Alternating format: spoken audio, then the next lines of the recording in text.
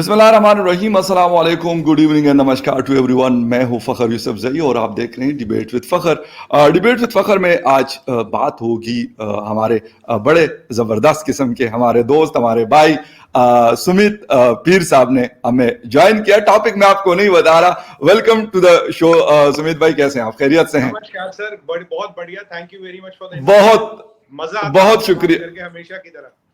Thank you sir, बहुत शुक्रिया। अच्छा सुमित जी, एक चीज अभी कुछ दिन पहले दो बड़े वाकयात हुए। हम आज बात करें न्यूक्लियर सिक्योरिटी के हवाले से। दो वाकयात हुए, यूरेनियम के दो लोग पकड़े गए, इंडियन सिक्योरिटी एजेंसीज ने उनको पकड़ा और एक से गालिबन 9 केजी यूरेनियम बरामद हुआ और एक से 7 केजी।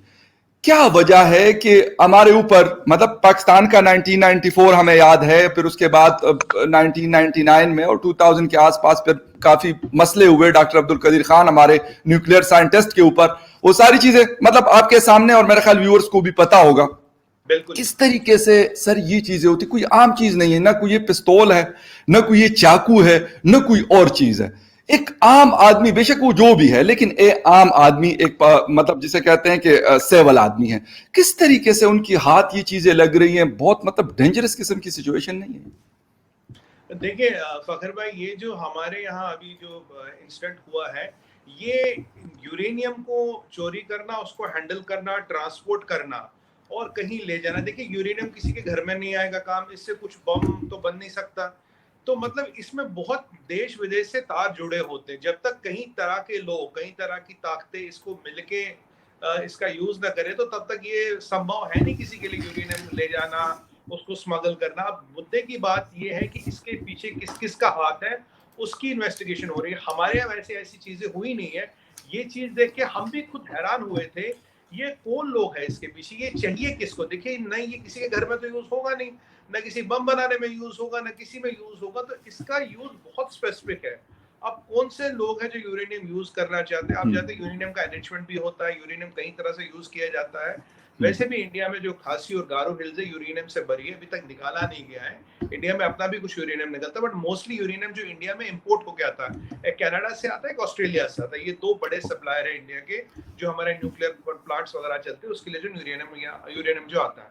अब यहाँ मुद्दे की बात, हमने ये नेशनल इन्वेस्टिगेशन एजेंसी को ये केस दे रखा है कि इसे ढूंढे, इसमें तार कहाँ जुड़े, क्योंकि ये जो प्रोडक्ट है किसी के घर में काम आने वाली चीज नहीं है और इसका एक पर्टिकुलर सेटअप है, वहीं ये यूज होगा। अब ये कौन लोग हैं, ये कहाँ से जुड़े, इनके तार कहाँ जुड़े, ये एक बहुत सेंसिटिव मैटर है और इस पे कमेंट करना कौन लोग जुड़े हो सकते हैं ये भी मुश्किल है जब तक एक इन्वेस्टिगेशन की रिपोर्ट सामने नहीं आती।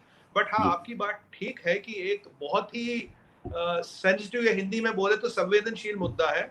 इसको ऐसी चीजें कहीं कहीं कहीं ना कहीं जाके एक बहुत बड़ी त्रासदी है, एक बहुत बड़ी घटना है, एक बहुत बड़े डिजास्टर को अवॉइड किया गया। अगर ये लोग नहीं पकड़े जाते, कहाँ ले जा रहे थे, क्या कर रहे थे, किसको दे रहे थे, वो इसका क्या कर रहा था, तो ये सारी चीजें निकल के आती है। तो ये इनका पकड़े जाना ही एक मैं बोलूंगा मुबारक स्टेप है, क्योंकि इसके आगे जो इसकी चेन है तब उसका खुलासा होने की पॉसिबिलिटी बनती है।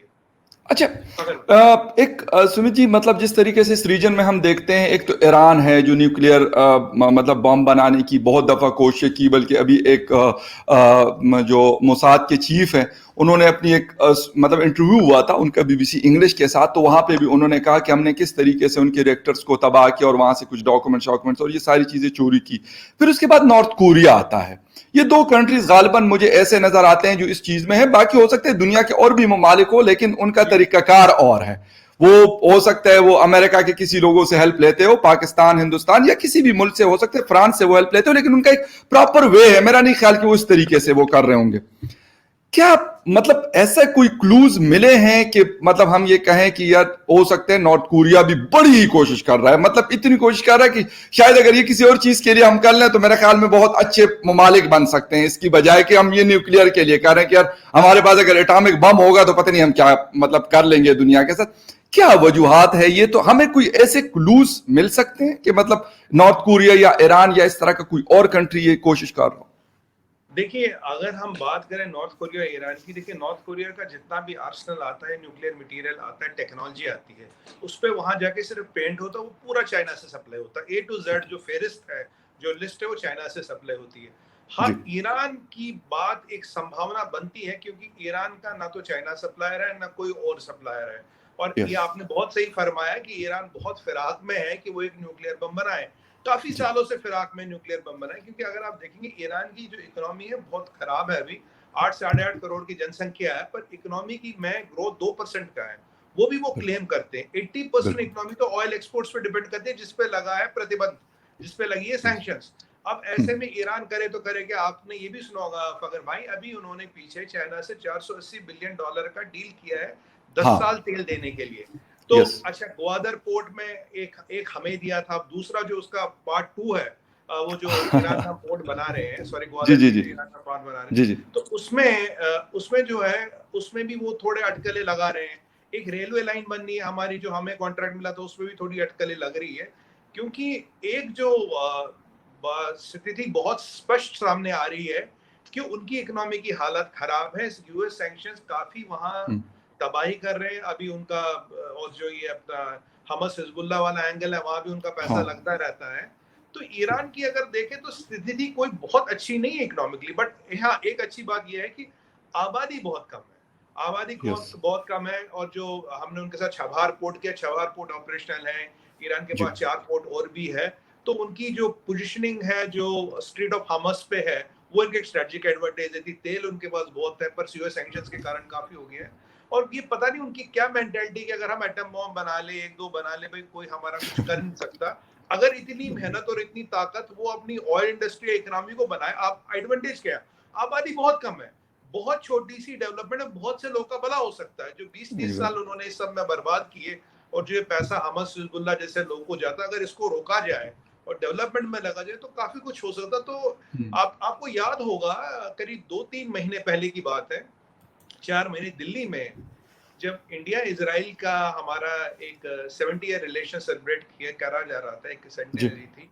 इजराइल के एम्बेसी के बाद एक छोटा सा लो इंटेंसिटी ब्लास्ट होता है। बिल्कुल एक छोटा सा, क्रैकर छोटा सा हुआ बिल्कुल हाँ, छोटा सा लैंड जैसे।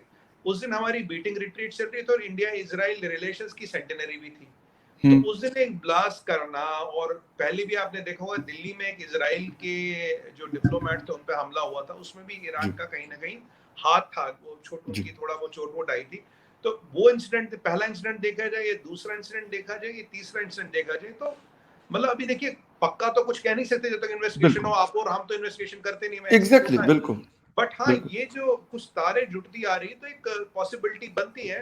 हो सकता है ये ईरान का हाथ हो। ईरान अपना ये यूरेनियम कहीं ना कहीं से लेने की कोशिश में हो, कि बस इसको राइट एनरिच किया जाए, ये किया जाए। और बाय द वे, चाइना के भी 2 न्यूट्रॉन बेस्ड रिएक्टर लगाए हैं उन्होंने। और 2017 से चाइना ने इंटरनेशनल एटॉमिक कमीशन को यूरेनियम एनरिचमेंट की कोई फेहरिस्त नहीं दी है। देखिए, 9 न्यूक्लियर पावर है, ठीक है, बिल्कुल पाकिस्तान को मिला के 9 कंट्री है। एग्जैक्टली सबको एक मैंडेट है इंटरनेशनल एटॉमिक एनर्जी को, आपको जो यूरेनियम आप लाते हो, यस क्या क्या किया उसका, किस कैसे गया, कितना हिस्सा कहाँ गया, सब हिसाब किताब। देखिए, नॉर्थ कोरिया तो देता ही नहीं उसको, तो एग्जैक्टली बाकी जितने भी है सब हिसाब किताब दे रहे हैं। पर 2017 से चाइना ने कोई हिसाब किताब नहीं दिया है। अब हम्म चाइना ने हिसाब किताब 3 साल से नहीं दिया। 2 neutron based reactors, neuron based जो नई टेक्नोलॉजी है, प्रोटॉन रिएक्टर्स जिन्हें कहते हैं, उन्होंने एक प्रोविंस में लगाई। प्रोटॉन रिएक्टर्स जो होते हैं उनमें कूलिंग बहुत जल्दी और बहुत इफेक्टिवली हो सकती है। जो D2O हम्म हार्डवेयर हार्ड वाटर जी बेस्ड रिएक्टर्स होते हैं, उनसे कहीं एफिशिएंट है वो।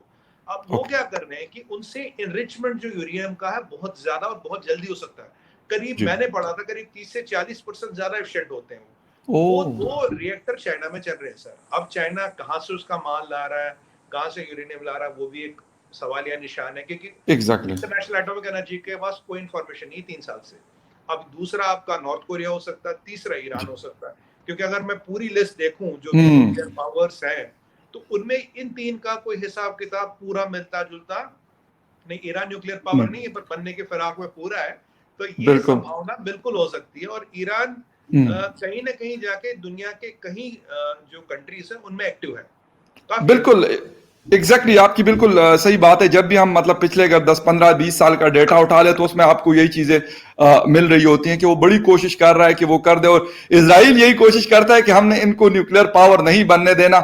उनके अपने स्टेक्स हैं, ईरान के अपने स्टेक्स हैं, दोनों जो है वो इस चक्कर में लगे हुए हैं, और करीबी ममालिक भी हैं, मतलब इतने दूर नहीं है एक दूसरे से। लेकिन एक्सक्यूज मी, खैर मसला जो है वहां के अवाम का है, ईरान के अवाम की। जिस तरह से आपने बात की, क्योंकि जब फर्स्ट कोविड की लहर आई थी तो वहां पे जो नुकसान हुआ था मतलब वो देखने वाला था। लेकिन अफसोस के साथ कि उनकी हुकूमतें भी बस इसी चक्कर में लगी हुई, और बल्कि हम सब की हुकूमतें, हमारे पाकिस्तान का उस दिन मैं एक सिपरी की रिपोर्ट पढ़ रहा था कि इंडिया से ज्यादा जी न्यूक्लियर वेपन्स रखे हुए, 165 वेपन्स रखे हुए। तो मैंने कहा कि यार 165 की बजाय आप सिर्फ 65 रख लेते, लेकिन उसका जो 100 का पैसा था वो आप हमारे अवाम के ऊपर लगा लेते, उनकी एजुकेशन के ऊपर, हेल्थ के ऊपर, या किसी और चीज के ऊपर, वो शायद ज्यादा बेहतर आपको रिजल्ट आता। एटम बम तो आपने रखा हुआ ना, आपने कब से बनाया हुआ है, 25 साल या 30 साल हो गए उसको, लेकिन क्या उसने क्या कोई दूध तो देना नहीं है, मतलब पड़ा हुआ है ना, उसके ऊपर आपने एक्स्ट्रा पैसे खर्च करने हैं। लेकिन उसकी बजाय अगर वो पैसा आप ह्यूमन डेवलपमेंट पे कर लेते, तो जापान को हम देख रहे हैं, हमारे सामने एक बहुत बड़ी एग्जांपल है उनकी इकोनॉमी के, मतलब कहां कहां वो टक्कर लेते हैं उनकी इकोनॉमी की वजह से, एटम बम के बगैर। सर मैं एक चीज और, जी जी प्लीज प्लीज प्लीज। एक छोटा सा इसमें जो मैं बोलना चाहूंगा। देखिए फखर भाई, ये जो हमारा एटॉमिक आर्सेनल होता है, it's based on mad mutually assured destruction. तो ये ऐसी चीज है जिसको आप कभी यूज नहीं कर सकते, बस हाँ देखी है रखी है। बट आज उससे खतरनाक एक जो नया वेपन आया है वो biological weapon, that works on gas, your assured destruction. क्योंकि न्यूक्लियर बायोलॉजिकल वेपन कहां से आया? डिलीवरी मैकेनिज्म बहुत सस्ता है, डालने का हिसाब किताब बहुत चीप है, कहीं पे भी किसी को भी इन्फेक्ट कर सकते हो, ना ट्रैक होता है, ना ओरिजिन पता लगता है, ना डिलीवरी मैकेनिज्म पता लगता है। जबकि न्यूक्लियर वेपन्स में देखा जाए ओरिजिन, डिलीवरी मैकेनिज्म और ट्रैक भी होता है। तो ये जो न्यूक्लियर वेपन्स है, दे वर्क ऑन मैड, और इसका कोई मतलब है नहीं। अभी मैं पाकिस्तान के बजट में भी एक हमने एक डिबेट किया था। आप बताइए, $100 मिलियन तो आपने केवल रखा है जी एजुकेशन के लिए, 300 मिलियन आपने रखा है अपना ये क्या कहते हैं इसको, हेल्थ के लिए, और $30 बिलियन आपने आर्मी में दे रखा है। तो ये जो प्रायोरिटीज का मिसमैच है, मतलब आप बताइए 22-23 करोड़ लोगों का 100 मिलियन में क्या होगा? 800-900 करोड़ में 23 करोड़ लोग पड़ जाएंगे। 23 करोड़ लोगों को वैक्सीन लग जाएगी क्या $300 मिलियन में? और $30 बिलियन आर्मी को आपने लॉकेट कर दिया, डिफेंस का लॉकेट कर दिया। तो ये जो प्रायोरिटीज का मिसमैच है, अब उससे क्या होगा? ये बम बनने हैं, ये सारी चीजें बननी है, अवाम वही की वही रह जानी है। एग्जैक्ट मसला यही है। इसके ऊपर मैंने 2 शोज कर चुका, और मैंने यही कहा था, मैंने जब डिवाइड किया उस दिन इत्तेफाक से, क्योंकि मुझे स्पेशल ट्रांसमिशन दी गई थी टीवी के ऊपर जहां पे मैं काम करता हूं, तो वहां पे मैंने जब बजट स्पीच खत्म हुई और उसको मैंने डिवाइड किया, फर्स्ट मेरा वो था, इंटरेक्शन थी हमारे मतलब कुछ लोगों के साथ। तो उसके ऊपर जब मैंने देखा तो मैंने कहा कि यार अगर इस 8,400 अरब को मैं डिवाइड करता हूं तो इसमें से 3,100 अरब जो है वो हमारे जो मार्कअप वगैरह है, सूद है, उसके मद में चला गया। तकरीबन 1,400 अरब दूसरा बड़ा बजट मेरा चला गया डिफेंस को। उसके बाद डेवलपमेंट का बजट आ रहा है 900 अरब रुपए का, चौथे नंबर पे। फिर उसके बाद मेरा हेल्थ और मेरी एजुकेशन आती है। मतलब मैंने कहा ये प्रायोरिटीज है हमारी, और हम कहते हैं कि हम तरक्की नहीं कर रहे, तो तरक्की तो हम तब करेंगे कि प्रायोरिटीज हमारी जो है गन की बजाय तालीम और सेहत हो, लोग सेहतमंद होंगे, अच्छे एजुकेटेड होंगे, तो मेरे ख्याल में पाकिस्तान के लिए और दुनिया के लिए बेहतर काम करेंगे। सुमित जी, एक और सवाल उठ रहा है, भी थोड़ी देर पहले मेरी और आपकी बात हो रही थी, हम बात कर रहे थे ट्विटर के हवाले से। कल आपके एक आईटी मिनिस्टर का, मुझे नाम उनका याद नहीं है, जी सर, उनका इंटरव्यू में देख रहा था किसी आपके हिंदुस्तान के टीवी चैनल पे, तो उन्होंने बड़ी मतलब एक सुनाई ट्विटर को, और मेरे ख्याल में ये बनती भी है, लेकिन उस सुनाने से मेरे ख्याल में फायदा नहीं है। पाकिस्तानी भी बड़ी मतलब चीखे पुकार करते कि आपने ये कर दिया, आपने वो, लेकिन हम खुद क्यों नहीं कुछ कर सके इस किस्म का? अगर पाकिस्तान, बांग्लादेश और हिंदुस्तान को मिला ले तो गालबन राउंड अबाउट 2 अरब की पॉपुलेशन बनती है। इसके बावजूद हम मतलब उन पे डिपेंड करते, वजह क्या है?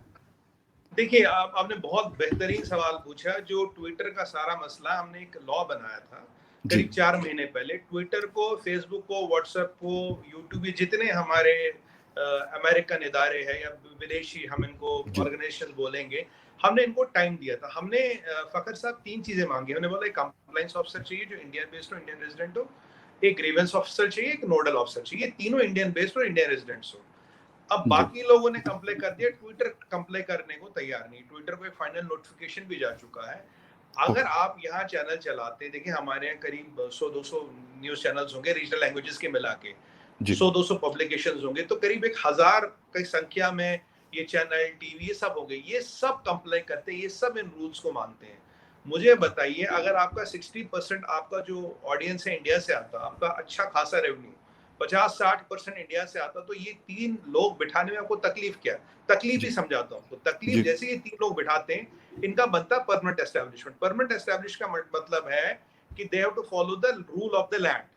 इस ओके इंडियन लॉ लगते हैं, इंडियन सारा लगता है। अभी ये किस किस चीज पे घूमते, कहते हैं हम तो इंटरमीडिएरी है जी, हम तो प्लेटफॉर्म है, कोई भी आके कुछ भी डाल दे। प्लेटफॉर्म ट्विटर है, बट डोनाल्ड ट्रंप को सेंसर कर लेता है, अमेरिका के प्रेसिडेंट को सेंसर कर लेता है। ट्विटर है, हम्म हर हर महीने मेरे फॉलोअर्स घटा दे। मैं अपनी बात बताऊं, मेरे फॉलोअर्स जी नहीं जी बढ़ते ट्विटर पे, हर महीने घटा देता है, 3-4 हजार पे रोक देता है। कोई भी मैं वीडियो डाल, कई बार मेरा अकाउंट ब्लॉक कर चुका है। मैं जी अपनी जी बात करता हूँ, मतलब मेरे अकाउंट बिल्कुल ब्लॉक कर चुका है। ये सारी चीजें जो है ये ट्विटर करता रहता है और बोलता है मैं इंटरमीडिएट। अगर आप इंटरमीडिएरी हो, अगर आप प्लेटफॉर्म हो, तो आपको सेंसरशिप किसने दी? Hmm platform can not censor, publication can censor. Publication के पास पूरा राइट होता है। जी आप कंट्री में आए हो इंटरमीडिएरी बन के, पैसा उठा रहे, वैल्यूएशन उठा रहे, और जितनी जनसंख्या है इंडिया पाकिस्तान वगैरह में मिलके, उसका अच्छा खासा वैल्यूएशन। अगर बिल्कुल आज मैं मानूं ट्विटर की वैल्यूएशन $10 बिलियन है, 6 से 7 बिलियन जो हमारे लोग उस प्लेटफॉर्म है उसके कारण है। अगर एग्री कल को हम निकल जाए, वैल्यूएशन खत्म, इनके जो इन्वेस्टरों का पैसा था वो डूब गया, चाइना में आप हो नहीं, इंडिया से निकलते हो, पाकिस्तान से निकलते हो, बांग्लादेश से निकलते हो, करीब करीब आप आधी दुनिया से आपको सुपड़ा साफ है। एग्जैक्टली और आपकी औकात इतनी है फकर भाई, अमेरिका के प्रेसिडेंट को आप सेंसर करते हो। आप तो प्लेटफॉर्म हो ना, आप तो जी इंटरमीडिएट हो। आपको किसने हक दिया सेंसर करने का? अगर आप जी पब्लिकेशन हो तो आपको हर चीज माननी पड़ेगी। और ऑलराइट दूसरी बात, जैसे ये 3 लोग यहाँ इंडिया में आएंगे, एक परमानेंट एस्टैब्लिशमेंट है, रूल ऑफ द लॉ उनको फॉलो करना पड़ेगा। ओके आप कोई भी फेक न्यूज चला लो, आप कुछ भी चला लो, आप पे तो पाबंदी नहीं है। वही वाली बात है, मेरे को गोल्ड माइन मिल गई है, सोना सारा मेरा, और कचरा तुम साफ करो, गंदगी तुम साफ करो, पोल्यूशन साफ करो, सोना मेरा। भाई ऐसे जी कहाँ होता? आप और मैं भी रेस्पॉन्सिबल। अगर हम छोटा, यस अगर मैं आप एक छोटा चैनल चलाते हो यूट्यूब पे, आप भी बिल्कुल रेस्पॉन्सिबल हो, मैं भी बिल्कुल रेस्पॉन्सिबल। मैं रोज ट्वीट बिल्कुल होता, मेरा हर वर्ड रेस्पॉन्सिबल है। जिस चैनल जो मुझे बिठाती है वो रेस्पॉन्सिबल है सर। तो यस ये लोग कहाँ से आ गए दुनिया में? भाई हम तो सारी मलाई हमारी, छाछ भी हमारी, और जो बचा कुचा पानी है वो तुम पी लो और बीमार हो लो। मतलब ऐसे कैसे चलेगा बताइए?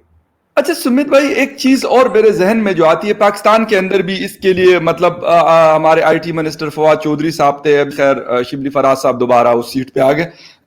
कोशिश कर रहे हैं कि फेसबुक को ये कर दो, यूट्यूब को वो कर दो, ट्विटर को वो कर दो, लेकिन यहाँ की अवाम मेजॉरिटी कहती है कि अगर आप लेट सपोज ट्विटर के ऑफिस को यहां ले आते हो, फिर उसका भी वही हाल होगा जो हमारे मीडिया का होता है। आप उसके ऊपर डंडा उठा के सर पे खड़े होंगे कि भाई ये आपने क्या कर दिया, फखर यूसुफजई ने ये ट्वीट कर दी, क्यों की है, हुकूमत के खिलाफ क्यों बात कर ली, एस्टेब्लिशमेंट के खिलाफ। सर ये वाला इशू तो हमारे मतलब वो थर्ड वर्ल्ड वाली जो चीज है वो तो मेरा ख्याल अब काफी हद तक आगे हम उससे निकल चुके हैं हम सारे लोग, लेकिन उसके बावजूद हमारे अंदर सुमित जी ये चीज तो है, हुकूमतें जिसकी भी होती है, मोदी जी की हो, इमरान खान की हो, नवाज शरीफ की हो, आसिफ अली जरदारी की हो, या किसी की भी, या जनरल मुशर्रफ की हो, डिक्टेटर की, हर किसी को ये चाहिए कि सिर्फ मेरी वाह वाह हो। क्या वजह है? फिर ट्विटर तो मेरे ख्याल में इसमें हक बजारिम नहीं है, वो बेशक मेरे मुल्क में हो, आप भी कुछ लॉज बना रहे हैं, तो वो उसको ये डर है कि फिर ये सारी चीजें फिर सुमित साहब जो है या फखर यूसुफजई जो है या XYZ जो भी है वो अपनी बात नहीं कर सकेंगे। क्या ये सच नहीं है? देखिए हमने जो बोला है, देखिए एक यहाँ समझने की बात है जी जी अगर भाई, हमने बैन करने की बात नहीं बोली, निकलने की बात नहीं ली। ये जो हमने 3 अफसर बोले हैं, जी जी ये हर एक यहाँ मीडिया अदारा रखता है। आप भी हाँ मीडिया हाँ पे आते हैं, 9 बजे आते हैं, लाइव टाइम पे आते हैं, और ऊपर वाले की, भगवान की कृपा से करोड़ों लोग देखते हैं आपको। आप भी आ बिल्कुल चुके, मेरे साथ भी बिल्कुल आ चुके हैं, बेशक तो बेशक हमें देखते हैं। तो देखिए जब हम लाइव चलते हैं तो कोई तो रोक टोक है नहीं। बट एक जी बात बताइए, अगर मैं आपके चैनल पे आके, आप मेरे चैनल पे आके कोई फेक न्यूज फैलाए, कोई गलत हाँ अफवाह बिल्कुल फैलाए, कोई गलत खबर फैलाए, तो एक जी अकाउंटेबिलिटी हो। मुझे जी बताइए, जब आप एक ट्विटर पे अकाउंट बनाते हैं, आपका ईमेल आईडी चाहिए, आपका फोन नंबर चाहिए, आपका अकाउंट वेरीफाई नहीं करता ट्विटर, 4-10 कागज मांगता है। अब जी मैं ट्विटर को बोलता हूँ भाई तुम्हारा नोडल अफसर क्या है? कहता है एक बंदा है आयरलैंड में। हाँ, मतलब 2 बिलियन लोगों की आबादी आयरलैंड में, वो कौन है, उसका जी ईमेल क्या, मुझे नहीं पता। बंदा कौन है, हमें नहीं पता जी। कंप्लायंस ऑफिसर कौन है, हमें नहीं पता। अगर हमने केवल 3 लोग मांगे जो इंडिया में है, इंडिया के रेजिडेंट हो, हमें उनके नाम बताओ, अगर हमें कोई आपत्ति होगी हम उनको बोल देंगे। अभी तो आप ये बोलते हो मेरा रूल है, मेरा as per Twitter policy Fakhar Yousafzai's account is block for 3 days। Sumit Peer's account is blocked for 3 days, तो मैं बोलूंगा खुदा के लिए भगवान के लिए मुझे बताइए पॉलिसी कहाँ है भाई, कहाँ लिखी है? अगर हाँ आपका सुप्रीम कोर्ट हो, मेरा सुप्रीम कोर्ट है, हमें फांसी पे लटका देगा, दफा तो लिखेगा ना, दफा इसके हाँ तहत, हाँ, उस बिल्कुल के तहत आपने ये गलती की इसलिए आपको ये सजा दी गई है। ये सुप्रीम, एग्जैक्टली पर वहां क्या है, वकील भी मैं, दलील भी मैं, सब कुछ मैं, जो मैं चाहूं वो करूं। हो क्या गया है, इनके पास इतना पैसा आ गया है, इन्होंने दुनिया पे इतना कंट्रोल कर लिया है, अब इन्हें लगता है गवर्नमेंट से भी ऊपर है हम, मतलब ना वो कहता है खुदा हाँ ऊपर और नीचे हम, वो वाली बात बिल्कुल होगी। मैं बताऊंगा इंडिया को डेमोक्रेसी चलेगी, मैं बताता हूँ। जैक डॉर्सी से पूछिए, 1 बिलियन लोग, 100 करोड़ लोग यहाँ वोट देते हैं, तुम्हारी कंट्री की आबादी 30 करोड़ है भाई, वहां हाँ वोट हाँ देते बिल्कुल 25 करोड़, तुमसे 5 गुना ज्यादा लोग यहाँ वोट देके गवर्नमेंट चुनते, तुम हमें डेमोक्रेसी सिखाओगे? तुम्हारी हम्म, रूल बुक कहाँ है? तुम्हारा वो जो तुम रूल्स कहते हो वो कहाँ है? मैं आपको कह रहा हूँ, हमने 3 लोग मांगे हैं, आपको क्या तकलीफ है जब हर मीडिया इदारा वो 3 लोग हमें देता है, अगर कुछ गलत खबर होती है हम उसको हाँ फला करते हैं, भाई आप ये हालत गबर है, ये वो, आप इसका जवाब दीजिए। आप मुझे बताइए, ये बताइए मुझे, आईसिस की सारी रिक्रूटमेंट कहाँ से हुई थी दुनिया भर में? हम्म, ट्विटर से हुई थी, ये तो सब जानते हैं। ये जी जो खालिस्तानी लोग हैं कहाँ से प्रोपेगेंडा करते? ट्विटर से जी करते। जब ऐसे ऐसे लोग ट्विटर पे बैठे हैं, और बहुत से ऐसे शरीफ लोग, दुनिया के नाम नहीं लेना चाहूंगा, बहुत ऐसे शरीफ लोग, कुछ एनजीओ चलाते हैं, कुछ कुछ करते हैं, आप समझ गए होंगे मैं किनका नाम चाहता हूँ, ये सब ट्विटर पे बैठे हैं। आपका मेरा अकाउंट रुक जाएगा, किसी और का अकाउंट रुक जाएगा, उसका अकाउंट नहीं रुकता। क्यों? हम्म ऐसा क्यों?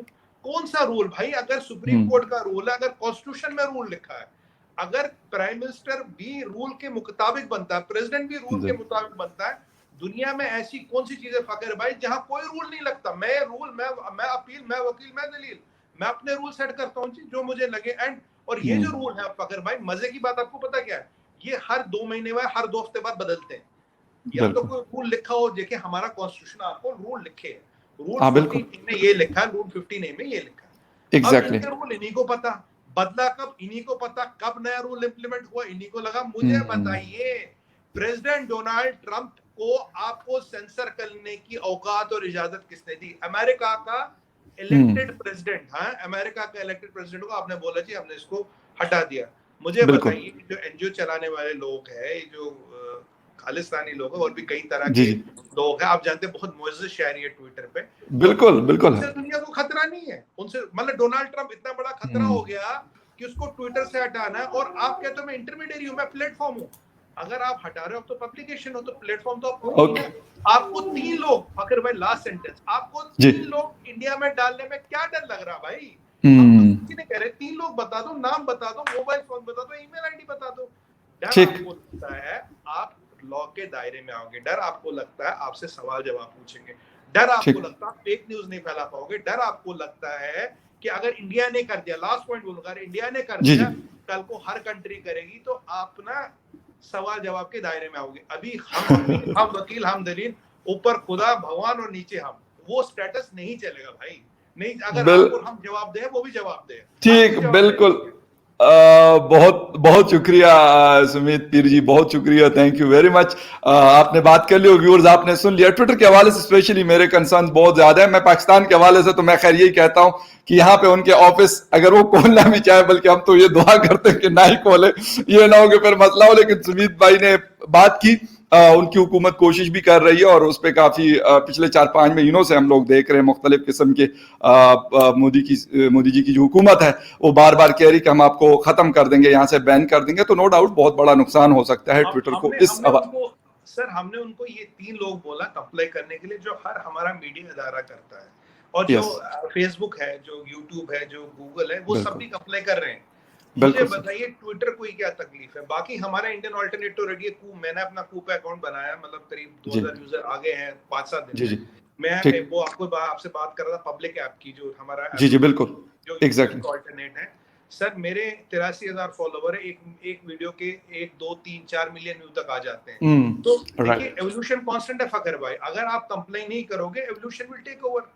मतलब यस अल्टरनेट कोई बढ़ रहे हैं, कोई नई मार्केट में चीज आ उसकी रहे हैं, जगह ले लेगी। कोई बिल्कुल और सही चीज है नहीं है, बिल्कुल कोई और एग्जैक्टली आप और हमको अगर हम इंसान है तो इंसानी सभ्यता और इंसानी कल्चर का जो दायरा है जी वो हमें बेसिक फॉलो करना पड़ेगा। मैं आपसे अदब से ओके बात करूंगा, मुझसे अदब से बात करेंगे, बेशक बिल्कुल सही बिल्कुल मिलेंगे। देखिए हमारा आइडियोलॉजी कुछ भी हो, अलग हो सकती है, मुख्तलिफ हो, कोई हो दिक्कत सकता है बिल्कुल हो पर सकता जब है हम बात करेंगे अदब, आप अपना पॉइंट रखोगे, मैं अपना पॉइंट रखूंगा। बिल्कुल ये ये थोड़ी ना कि सुमित वीर जरूर जी कुछ बोलता रहेगा, फखर भाई कुछ बोलते ना ना रहेंगे, बस आप खुदा और मैं भगवान, ये कहीं नहीं नहीं चलेगा। नहीं सर बिल्कुल नहीं बिल्कुल एक बैठ के बात करेंगे तभी बात बनेगी। बिल्कुल और बात से ही बात निकलती है और बातों से ही फिर वो जो मसाइल है वो खत्म भी होते हैं। Thank you very much Sumit भाई, आपने शो को ज्वाइन किया and thank you very much viewers for watching debate with Fakhar Yousafzai. किसी और डिबेट पे फिर मुलाकात होती है। Take care and bye. Thank you sir.